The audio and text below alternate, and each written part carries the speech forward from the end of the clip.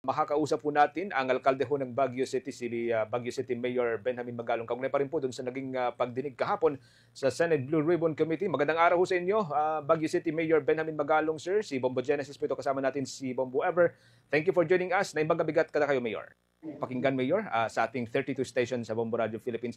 Sa naging sulat po ninyo kahapon sa Senado, Mayor, sabi ho ninyo, kayo po, ina-anticipate po ninyo yung invitation po ng House sa inyo, And as of now, may we know kung meron na pong mga invitation ho sa inyo mula po sa Kamara, Mayor? Wala pa rin. Naghihintay pa rin ako. At siguro pinag-uusapan pa nila. Kaya hintayin na lang muna natin. Pero may mga natanggap po kayong mga feelers ho dati, Mayor, na kayo po ay iimbitahin ho talaga ng Kamara, Mayor? Doon pa lang sa mga announcement nila, sa mga pronouncement nila sa TV, sa mga kanilang mga interview, naririnig ko na tatawagin nila ako sa kamera, patapos they will place me under oath at kailangan banggitin ko yung mga pangalan at kung ano, explain ko yung mga porsyento. Pero hanggang ngayon naman, wala pa rin. Sa statement din po kahapon, Mayor, ni Senator J.V. Ejercito, narinig daw ho niya kayo na ang sabi daw ho niyo, gusto ho ninyong dalhin ang laban sa mismong battleground, which is House of Representatives. Totoo ho ba ito, Mayor? Sabi ko ni Senator Yes. J.V. Oo, totoo naman yon. Unang-una gumawa ako ng sulat kay kay Senator Marcoleta at nag-explain nga ako doon na I would prefer to go to the House first before the Senate. At ganun din yung explain ko nga kay Senator Jinggoy na doon muna ako sa House bago sa Senate. Kasi nga doon nga yung, di ba sabi natin, doon yung laban eh. Doon tayo pupunta sa may laban. Other than doon po yung laban, ano po yung iba pang mga rason, Mayor, sa inyo pong preference sa House? May iba pa po ba? Wala naman na. Wala naman. Kasi nga ilang beses nga nila akong hinamon na pumunta ako doon at patunayan yung mga pinagsasabi ko. Kaya napag-isipan ko na talagang doon ako pupunta.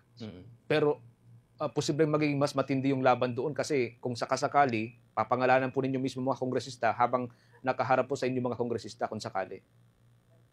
Ganun naman talaga sa gera, di ba? Kaharap mo yung mga kalaban mo. Okay. Yes, Genesis, pa naman tayo. Ibig sabihin, galing naman tayo sa uniform service, kaya alam naman natin kung paano lumaban sa gera. Okay. Ang ating katandem, si Bombo Ever, may mga karagdagan pong katanungan. Bombo Ever?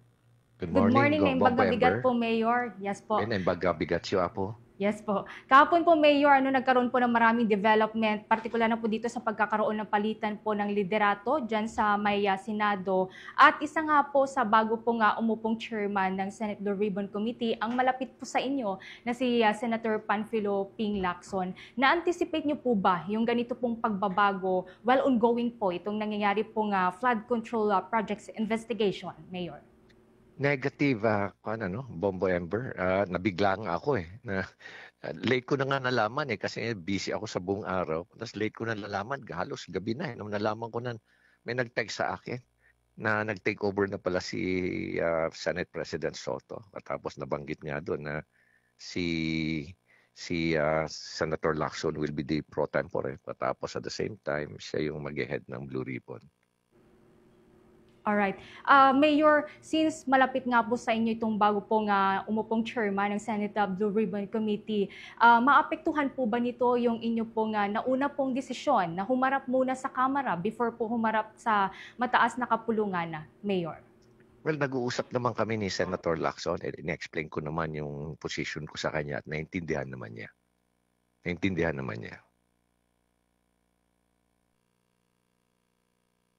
Po yung mga lumabas na impormasyon, kabilang po yung mga pangalan nga po ng mga umano'y bagman, sasailalim pa po ito sa verification, yung mga pinangalanan po na tumatanggap ng kickback o suhol ng mga kongresista. Para po sa inyo, may mga missing po ba dito, mga hindi po nabanggit, Mayor? Well, isa pa lang si Mr. Diskaya, na nagsalita. So, ibig sabihin yan, limited lang doon sa mga coverage lang ng kanyang mga projects. Meron pa yan, marami pa yan dyan sa region, sa Northern Luzon area, sa Region 2. Meron pa yan sa Visayas, meron pa yan sa Mindanao. Meron pa yan sa Bicol. Marami pa ho yan.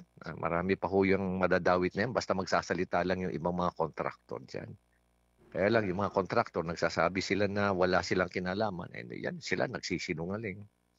Ako, palagay ko, personal na habang pinapanood ko, makikita mo naman sa body language, makikita mo rin naman sa statement analysis kung sino yung nagsisinungaling at sino yung nagsasabi ng totoo dyan. Alright. Mayor, nabanggit po or natanong din po ni si Senator Estrada po kung meron po bang mga senator na involved and agree po ba kayo sa naging kasagutan po ni Curly Discaya na wala daw pong involved dito sa maanumalyang flood control projects na senador? Well, tulad nga na sinabi ko, si Mr. Vizcaya kasi iba-iba yung mga project niya, and he deals directly with congressmen, certain congressmen. Kaya malamang hindi niya abot. In the same manner na katulad ko, hindi ko rin abot yung involvement ng mga senators. Nakakuan kasi ako, ang aking mga information kasi na dumarating sa akin, mostly congressmen, DPWH, at syempre yung mga contractors. Mayor, just to confirm, yung 17 na pinangalanan po ng pamilya Discaya, meron din ho ba sila doon sa inyong listahan? Siguro, Sorry. Genesis, paglabas ko na, saka ko na lang babanggitin siguro. Okay. Saka ko na lang siguro, for the meantime, ayaw ko na lang muna sagutin yan. Yes, sir. Opo, Mayor. Opo. One last question, Mayor. Doon sa Independent Commission na binubuo po ng presidente ho natin ngayon, any updates kung meron na pong tawag sa inyo or may feelers po ba na kayo po ang isa sa mga bahagi nito? 3-man daw po itong magiging member po nito, Mayor. Yes. Thank you, Genesis. Una-una, wala pa po. Hindi ko pa po alam kung ano po yung laman ng executive order ni Presidente. Naghihintay pa rin tayo. Pero kung yung mga binabanggit na mga potential na mga candidates to form the commission, sila Justice Harriet Demetrio, si former Secretary Babe Singson, Opo. at kung isasama rin nila si former Secretary Ping Desus, talagang matibay at very credible yung mga tao na yan.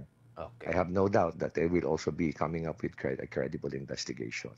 Okay. Mayor, maraming salamat. From time to time, muli kaming mag-update ho sa inyo. Thank you for joining us sa Bombo Radio Philippines. Ingat po kayo, Mayor. Thank you din, Genesis and Ever. Thank you po sa ating mga tagapakinig. Ingat po kayo. Ay magabigat yung Mayor. Si Baguio City Mayor Benjamin Magalo Magakumbo. Kaugnay pa rin po doon sa naging huling pagdinig kahapon ng Senate Blue Ribbon Committee. Kaugnay pa rin sa anomalya sa flood control.